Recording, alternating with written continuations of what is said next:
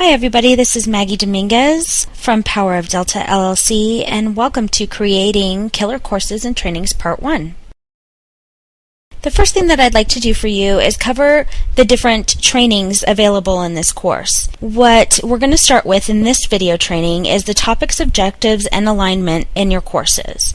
Then in video training number 2, we're going to go to the course content, and that's really getting into the details and the subtopics for each of your topics that you decide are going to be in your course. Video training number 3 is going to cover the assignments and exercises to get your participants really interacting and understanding what's going on with the topics and objectives of your course. And then video training number 4 is going to be how you're going to create your presentation, what is going to be your style as the presenter, as the trainer. Video training number 5 is going to be the types of materials that you're going to want to create to involve and lead your participants through your course. And then I have a bonus video training number 6, which is how to create courses and trainings for all different learning types of participants that are going to be involved in your course. So let's go ahead and get started. So step 1 when we're talking about creating a course is to define your topics, objectives, and then look at the alignment of your course. When we talk about alignment, one thing that we want to talk about is really looking at the trees versus the forest. So here I have a picture of a tree, and we're looking up into the trees, and when we look at just a tree with respect to course design, it really limits your view, and for the participants, it really produces gaps for them, and it leads to confusion in the course content. So we don't want to do that for the participants because then they're getting holes inside of the courses and the confusion can be really huge. So we want to look at it in the way of looking at a forest, so your course as a whole. This allows you to include only relevant content in your course.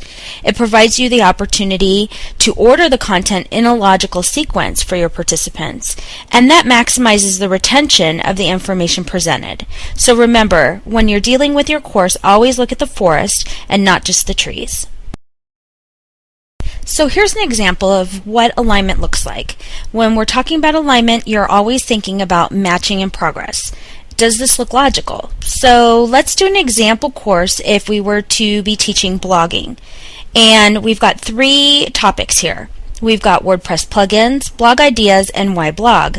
And I've put them in an order here with WordPress plugins first, then going on to blog ideas, then going on to why blog.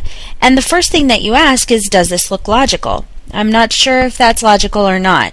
Does it make sense to teach somebody WordPress plugins before you teach them blog ideas and then teaching that before you teach why blog? So think about that. Is that the logical way that you would organize this course? The next thing that you do after you have your topics is you align your objectives to your topics. So does it make sense if I'm teaching in one course WordPress plugins to have the objective of the participant brainstorm ideas on different topics to include in her blog? Well, I don't think so. That objective doesn't really have anything to do with WordPress plugins, does it? Now let's look at blog ideas. The objective is to list 6 advantages blogging has on her business. Well, that doesn't have anything to do with blog ideas, does it?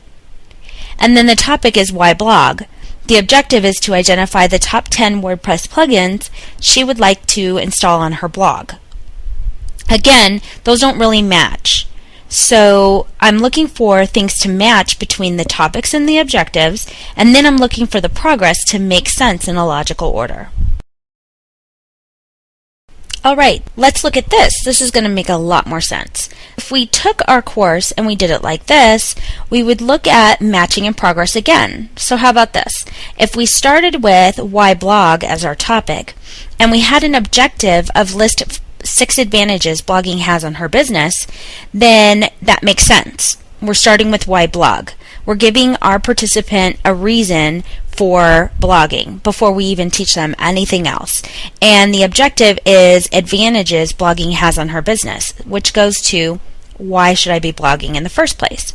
Then we progress to the second topic, which is blog ideas. That's the first thing that people ask when we talk about blogging is, okay, great, you just gave me some advantages of blogging. Now, what am I going to write about? It's logical to go to that next. The objective for that would be to brainstorm ideas on different topics to include in her blog. That aligns with the topic of blog ideas. So we have here a topic and objective that match. Progressing next to WordPress plugins. Identify the top 10 WordPress plugins she would like to install in her blog. The objective aligns with the topic, and then as you can see, the order is a lot more logical. Why blog? Number 2, blog ideas. Number 3, WordPress plugins. Now it's time for the best part, which is where you get to apply what you've learned in this video training number 1. I want you to download and save the PDF workbook that goes with this video training number 1, and you're going to see a 3-part assignment, and you're going to see 3 diagrams that you can see right here on the slide. The first diagram is a brainstorm web where you're going to put your main course topic in the middle, and then you're going to be able to brainstorm several different topics on the outside. And I just want you to come up with a bunch of different topics that go with that main topic for your course. Then you're going to come to this other one that you see here on the left, and it's this big arrow.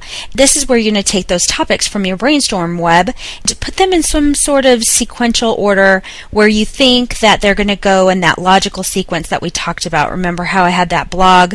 It didn't make any sense the first time that I did it. And so that's why I want you to print this out and better use pencil, because whenever you sit there and you do it, even pros that have been doing courses for a long time, we put things in order. It doesn't make any sense. Then we sit there and we say, no, this is going to be better as topic 2.